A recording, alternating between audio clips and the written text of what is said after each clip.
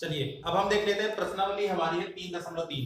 तो प्रश्नावली 3.3 में पहला क्वेश्चन है आपका कि निम्न रैखिक समीकरण युग्म को प्रतिस्थापन विधि से हल कीजिए। तो मैंने यहाँ पर क्वेश्चन नंबर 1 लिख लिया है, इसके साथ ही 2-3 क्वेश्चन और लिख लिए हैं, ठीक है, जिसको मैं एक एक करके सॉल्व करूंगा। तो सबसे पहले देखिए यहाँ पर करना क्या है, जो पहला समीकरण आपका दिया है x + y = 14, इसको मान लीजिए आप समीकरण 1, ठीक, और x - y = 4, इसको मान लीजिए समीकरण 2।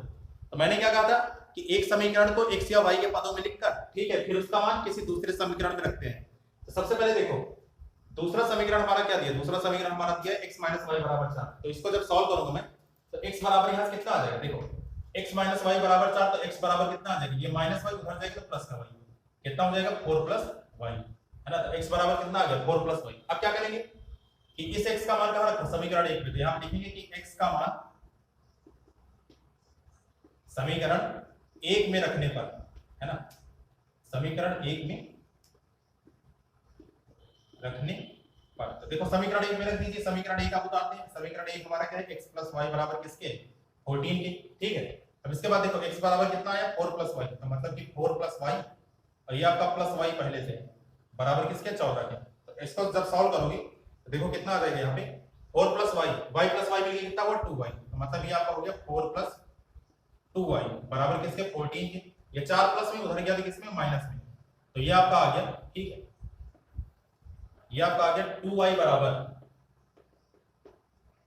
14 और ये -4, प्लस का 4 उधर गया तो माइनस का 4, तो 2y बराबर आपका आ गया 10, मतलब y बराबर 10/2, ठीक है। तो y बराबर कितना आ गया 10/2, मतलब कि y का मान कितना आ गया 5, है ना। अब जैसे ही आपका y का मान निकला, ठीक, y का मान कहां रख देंगे, किसी भी समीकरण में रख देंगे। तो y का मान मैं कहां रख देता हूं, समीकरण 1 में रख देता हूं। तो यहां पे लिखिएगा कि y का मान समीकरण 1 में रखने पर, है ना, y का मान समीकरण 1 में रखने पर। तो जैसे ही y का मान समीकरण 1 में रखोगे तो देखो होगा क्या, समीकरण 1 हमारा क्या है, समीकरण 1 है हमारा x + y बराबर किसके 14 के। तो y बराबर कितना है 5, तो मतलब कि x + y की वैल्यू यहाँ पे 5 बराबर किसके 14 के। देखो 5 यहाँ प्लस में उधर गया तो माइनस में, तो मतलब x बराबर कितना आ जाएगा, x बराबर आ जाएगा हमारा 14 - 5। तो x की वैल्यू कितनी आ गई, x की वैल्यू आ गई 9, ठीक, 14 - 5 मतलब कि 9। तो यहाँ से आंसर हमारा क्या निकला, x बराबर 9 और y बराबर कितना 5। अगर आपको चेक करना है ये हमारा आंसर सही है या नहीं, तो इसको समीकरण 1 में रख दो। समीकरण 1 का लेफ्ट हैंड साइड देखो क्या है, लेफ्ट हैंड साइड हमारा x + y, x का मान कितना आया, x का मान आया आपका 9, तो यहाँ पे लिखेंगे 9 प्लस y का मान कितना है, y का मान आया 5, तो 9 और 5 मिलके कितना हो गया 14 हो गया, ठीक है। तो इसकी वैल्यू हम लोग क्या करेंगे, यहाँ पे रख देंगे, तो हमारा आंसर मिल जाएगा, है ना, ऐसे करना है। चलिए पहला क्वेश्चन आपका हो गया, ठीक। बात करते हैं क्वेश्चन नंबर 2 की। तो क्वेश्चन नंबर 2 है हमारा, क्वेश्चन नंबर 2 ही आपका दिया है और ठीक ठाक क्वेश्चन है कि समीकरण आपका दिया s - t बराबर 3 के, ठीक, इसका सेकंड पार्ट है s - t बराबर किसके 3 के, इसका नाम समीकरण 1। और यहां पे दिया है s/3 प्लस t/2 ना, s/3 प्लस t/2 ये बराबर किसके दिया 6 के, इसका नाम समीकरण नंबर 2। अब यहां पर क्या करना है कि फिर से वही काम कि s या t का मान किसी एक के पद में निकाल लीजिए, है ना। तो इसको सॉल्व करना यहाँ पर ज्यादा आसान होगा। तो यहाँ पे अब की बार में क्या लूंगा, अब की बार लूंगा समीकरण 1 से। तो समीकरण 1 से जब सॉल्व करोगे तो यहाँ पे s का मान इजीली निकल आएगा और फिर उसको मैं यहाँ पे रख के सॉल्व करूंगा, ठीक। तो यहाँ पे देखो, यहाँ पे मैंने लिखा समीकरण 1 से, समीकरण 1 से। तो जैसे ही समीकरण 1 से लिखा तो देखो हुआ क्या, ये समीकरण 1 हमारा क्या हो गया s - t बराबर 3, तो मतलब s बराबर कितना हो गया, देखो ये t यहाँ पे माइनस में उधर गया तो प्लस में, तो मतलब कितना हो जाएगा t + 3, ठीक है। तो s बराबर कितना आ गया t + 3। अब s का मान कहां पे रखोगे, समीकरण 2 में, यहां पे लिखेंगे s का मान समीकरण 2 में रखने पर, है ना, समीकरण 2 में रखने पर। तो जैसे समीकरण 2 में आपने इसका मान रखा तो देखो ये कितना हो गया, ये हमारा हो जाएगा, ठीक, समीकरण 2 में रख दो। तो समीकरण 2 हमारा कितना है, समीकरण 2 है हमारा s/3 प्लस t/2 बराबर किसके 6 के। अच्छा, तो s बराबर कितना है t + 3, तो यहाँ पे s की जगह क्या रखोगे, यहाँ पे रख दो t + 3 और बटे 3 प्लस t/2 बराबर किसके 6 है ना, प्लस टी बटे 2 बराबर किसके 6। 3 और 2 का एलसीएम कितना आता है, सबसे पहले एलसीएम लेंगे यहाँ पे, तो 3 और 2 का एलसीएम 6 है ना। 6 का भाग 3 में कितनी बार गया, 2 बार है ना, 3 दूनी 6 और 2 का मल्टीप्लाई ऊपर कर दो तो ये कितना आ जाएगा 2 टी प्लस 3 है ना, 2 टी प्लस 3 बीच में प्लस 2 का पहाड़ा 6 में 3 बार और 3 से टी का मल्टीप्लाई तो कितना आ गया 3t बराबर किसके 6। ये 6 यहाँ पे भाग में है, उधर जाएगा तो गुणा में, तो 6 छंग कितना हो जाएगा 36 हो जाएगा। इसको भी ओपन कर लो, ये हो गया आपका 2t प्लस 2 दिया 6 प्लस 3t यहाँ पहले से बराबर 6 छंग कितना हुआ 6 छंग हो गया आपका 36। 2t प्लस 3t मिलके कितना हुआ 5t बराबर कितना आ गया 36 माइनस 6, 6 प्लस में उधर गया तो माइनस में, तो मतलब कि 5t बराबर आपका आ गया 30 और t बराबर कितना आ गया t बराबर आ गया आपका 30/5 मतलब कि कितना आ गया 6। ठीक है 6 बार में आपका कट देगा। तो यहाँ से जो हमें t की वैल्यू देखने को मिल रही है, ठीक है, तो t की वैल्यू कितनी है, t बराबर आपका कितना आ गया, t बराबर हमारा आ गया 6।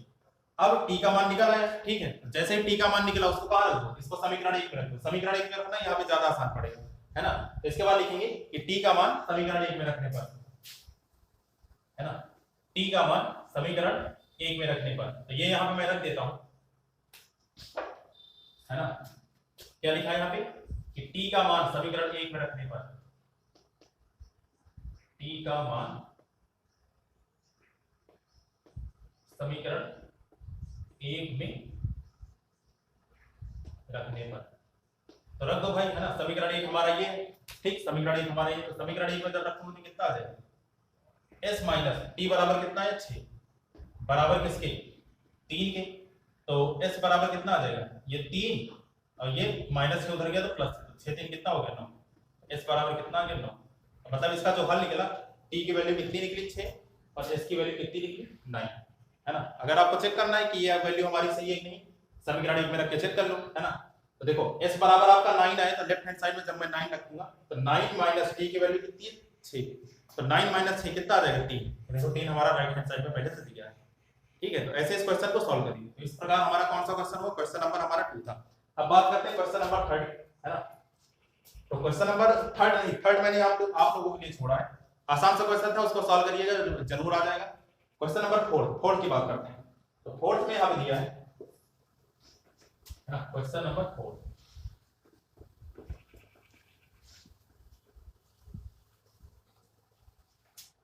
देखो ऐसे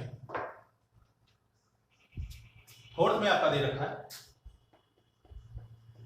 0.2x, एक ये पॉइंट है मतलब दशमलव है, प्लस 0.3y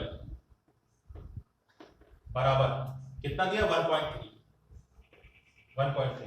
तो अब जरा देखो कि दशमलव वाले क्वेश्चन सॉल्व करने के लिए एक काम यहाँ पे ये कर सकते हो कि इसको दशमलव में सॉल्व ना करके इसको भिन्न में सॉल्व करिए, ठीक है, भिन्न में ज्यादा आसान पड़ेगा।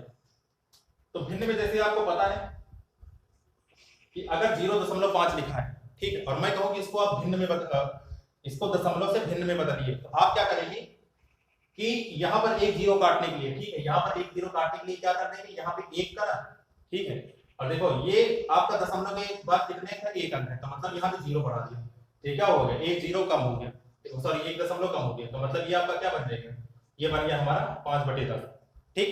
जैसे कि मान लो आपका लिखा है 2.3 और मैं कहूँ कि इस दशमलव को भिन्न में बदलिए, तो इसको कैसे लिखोगे, इसको कैसे लिख दोगे, ऊपर लिख दोगे 23 और नीचे 1 लिखने के बाद देखो पीछे से गिनना चालू करो, पीछे से दशमलव कितने के बाद है 1 अंक बाद, तो ये हो जाएगा 10, ठीक। अच्छा मान लो आपको कुछ ऐसे लिखा होता है 2.55, अगर मैं कहूँ कि इसको दशमलव में इस दशमलव को भिन्न में बदलिए, तब आप क्या लिखते, ऊपर लिखते 255, ठीक, और नीचे 1 लिखने के बाद पीछे से गिनना चालू करो, कितने अंक बाद दशमलव 1 2 अंक बाद दशमलव, तो मतलब कि 2 जीरो यहाँ बढ़ा देते है ना। तो ऐसे यहाँ पे इसको सॉल्व करना है। तो देखो उसी प्रकार यहाँ पे जैसे आपका क्वेश्चन में दिया है 0.2x + 0.3y, तो 0.2 को मैं क्या लिख सकता हूँ, इसको लिख सकता हूँ 2/10, ठीक है, क्या लिख सकता हूँ 2/10x, ठीक है। ये अगर इसमें भाग लगाओगे तो वापस में वही मिल जाएगा। अच्छा इसको मैं क्या लिख सकता हूँ, इसको लिख सकता हूँ 3/10, ठीक है, 3/10 y बराबर, इसको मैं लिख सकता हूँ 13/10, ये बात समझ में, इसको मैं क्या लिख सकता हूँ, इसको लिख सकता हूँ 13/10। देखो 13/10 मतलब कि पीछे से 1 अंक बाद दशमलव, मतलब 13/10 हो गया, ठीक, इसी प्रकार ये हो गया 3/10, इसी प्रकार हो गया ये 2/10। अच्छा, अब आप देख रहे हो कि नीचे हर जगह आपका 10 कॉमन है। ठीक है, नीचे हर जगह क्या है आपका 10 कॉमन, तो 10 हर जगह से क्या होगा, कट जाएगा। जैसे ही 10 हर जगह से कटा तो आपका आंसर क्या बचा, ये सॉरी यहाँ पे समीकरण क्या बचा, समीकरण आपका बचा 2x + 3y बराबर किसके, 13 के। अब इसका नाम रख दो समीकरण 1, है ना, ये हमारा क्या बन गया, समीकरण 1 बन गया। समीकरण 2 ये वाला देखते हैं, आगे लिखा है 0.4x + 0.5y, है ना, 0.5y बराबर किसके दिया है, बराबर दिया है 2.3 के, है ना, बराबर आपका दिया 2.3 के। सेम काम वहां यहां पर भी कीजिए जैसे वहां किया था। तो इसको मैं लिख सकता हूं 4/10x, ठीक, इसको मैं लिख सकता हूं 5/10y बराबर किसका, बराबर किसके, 23/10 के। तो 10 यहां पे हर जगह कॉमन होकर कट जाएगा, ठीक, क्योंकि यहां भी है, यहां भी है, तो हर जगह 10 कैंसिल। तो कितना आ गया आपका 4x + 5y बराबर किसके, 23 के। इसका नाम समीकरण 2। तो समीकरण 1 और समीकरण 2 हमें मिल चुका है। ठीक, आगे अब आपको पता ही है क्या करना है कि किसी भी एक समीकरण को x या y के पद में सॉल्व करके दूसरे समीकरण में रख देंगे। तो मैं क्या लिख रहा हूं यहाँ पे लिख रहा हूं समीकरण 1 से, है ना, समीकरण 1 से। तो जैसे ही मैंने समीकरण 1 से लिखा तो समीकरण 1 आप उतार लीजिए। तो कितना लिखा यहाँ पे 2x + 3y बराबर किसके, 13 के, है ना, 2x + 3y बराबर किसके हो गया, ये हो गया 13 के। अच्छा, अब इसके बाद x की वैल्यू यहां से निकाल लेते हैं। तो देखो 2x बराबर कितना आ गया, 2x बराबर आ गया 13 - 3y, ये प्लस का 3y इधर गया तो माइनस का 3y। अच्छा, तो x बराबर किसके आ जाएगा, x बराबर आपका आ जाएगा 13 - 3y और बटे किसके, 2 के। ये 2 यहाँ पे गुणा में था, इधर आया तो भाग में। ठीक, यहां तक आपको समझ में आ गया होगा। अब क्या करना है कि इस x का मान समीकरण किसमें रखेंगे, 2 में रखेंगे, है ना। तो अब यहां पे लिखेंगे कि x का मान समीकरण 2 में रखने पर, x का मान समीकरण 2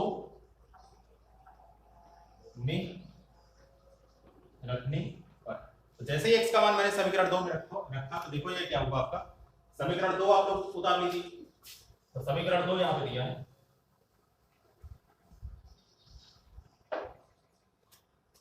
ना, समीकरण 2 दिया आपका 4x + 5y बराबर 23, 4x + 5y बराबर किसके, 23 के, है ना। तो x का मान कितना है, x का मान है 13 - 3y बटे 2। तो यहाँ पे x की जगह ये लिखेंगे, यहाँ लिख दिया 4, ये लगाया गुणा का निशान, ठीक, और इसके अंदर लिख दिया 13 - 3y और बटे किसके, 2 के। यहाँ क्या है प्लस का 5y बराबर किसके, 23 के, है ना। इसको सॉल्व कर लेते हैं हम। तो इसको तो सॉल्व करेंगे, देखो कितना है, तो ये हमारा आ जाएगा 4 से यहाँ पे अंदर मल्टीप्लाई कर दीजिए। तो कितना हो गया ये आपका, हो गया 13 चौको 52 माइनस 3 चौक 12y बटे 2 प्लस 5y बराबर किसके, 23 के। इसका मल्टीप्लाई यहाँ पे तो कितना हो गया ये आपका 52 माइनस 12y प्लस 2 पंचे 10y बराबर किसके, 23 के। और नीचे बटे 2 आपका ये चलता रहेगा, ठीक है, ये बटे 2 आपका चलता रहेगा। अच्छा, ये 2 यहाँ पे गुणा में उधर गया तो सॉरी, ये यहाँ भाग में उधर गया तो गुणा में, इधर सॉल्व कर लेते हैं। तो यहाँ पे आपका 52 माइनस 12 प्लस 10 मतलब कि माइनस का 2y बराबर 23 × 2, है ना, 23 × 2। तो अब देखो 23 दूना कितना हो जाएगा, 23 दूना आपका हो जाएगा 46 का। मतलब यहाँ पे आपको क्या लीजिए, डायरेक्ट यहाँ पे लिख लीजिए 46। ये प्लस में उधर गया तो किस में हो जाएगा, माइनस में हो जाएगा। तो मतलब कि ये जो हमारा बचेगा, इसको मैं ऊपर वाला मिटा देता हूँ, है ना, ऊपर वाला मिटा देता हूँ। तो देखो यहाँ तक लिख लिया होगा, ये मैं मिटा देता हूँ। तो फिर यहाँ से सॉल्व करना चालू करेंगे। तो देखो ये आपका कितना आ जाएगा, ये आपका आ जाएगा -2y बराबर 46, ठीक है। ये 52 प्लस में उधर गया तो किसमें हो गया, माइनस में, 46 माइनस 52, ठीक। तो -2y बराबर 46 माइनस 52 मतलब कितना, -6। ये माइनस माइनस कैंसिल, तो y बराबर कितना आ गया, y बराबर आ गया 6/2, है ना, क्योंकि ये 2 गुणा में था, इधर आया तो भाग में। तो y बराबर 6/2 मतलब कितना आ गया, 3 आ गया, ठीक। y बराबर कितना आ गया, 3 आ गया। अब क्या करेंगे कि y का मान समीकरण 1 में रख दो। तो यहाँ पे इसके बाद लिखेंगे कि y का मान समीकरण 1 में रखने पर, अब समीकरण 1 आपका ये दिया है, ठीक। तो यहाँ पे लिखेंगे कि y का मान समीकरण 1 में रखने पर,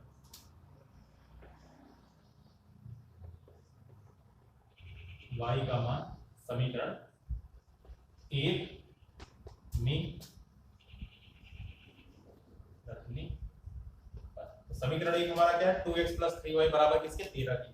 y बराबर रखिए भाई इसमें, ये कितना आ जाएगा 2x + 3 गुणे y का मान कितना है 3 बराबर किसके 13 के। तो 2x प्लस 3 त्रिका कितना हो गया 9 बराबर 13, ये 9 प्लस में उधर गया तो माइनस में, तो 2x बराबर 13 - 9 मतलब कितना आ गया 4 आ गया। तो 2x बराबर किसके आ गया 4 की, x बराबर कितना आ गया 4/2, तो मतलब 2 से 2 बार कैंसिल, तो x बराबर कितना आ गया 2। तो इस समीकरण का जो हल निकला, ठीक है, वो क्या निकला कि x बराबर आपका 2 निकला और y बराबर कितना निकला 3, जबकि हमें समीकरण दिया किसने था, हमें दिया था दशमलव में, है ना। तो जो दशमलव में आपका समीकरण दिया रहेगा उसको हम कैसे सॉल्व करेंगे, इसको हम इसी तरीके से सॉल्व करेंगे, ठीक है। तो उम्मीद है यहां तक आपको समझ में आया होगा। अब देखते हैं यहाँ पे कि और क्या क्या बचा है इसमें। इसके बाद क्वेश्चन नंबर 5 बचा है और क्वेश्चन नंबर 6 बचा है, ठीक है। ये आपके रूट वाले क्वेश्चन है, इसको मैं अगले लेक्चर में इसको कवर कर दूंगा, ठीक। तो आपका ये जो पहला प्रतिस्थापन विधि वाला समीकरण का हल जो होगा वो पहला क्वेश्चन खत्म हो जाएगा, है ना। 2 क्वेश्चन बचे हैं, इसके बाद 2-3 क्वेश्चन और है इस प्रश्नावली में, और आप शायद आपके यहाँ पे आगे जो है ये वर्ड प्रॉब्लम के क्वेश्चन भी दिए हैं, है ना। सारे क्वेश्चन यहाँ पे बता दिए जाएंगे। उम्मीद है यहाँ तक आपको समझ में आया होगा, ठीक। तो इसको नोट डाउन कर लीजिएगा, मिलते हैं अगले लेक्चर में। Thank you so much.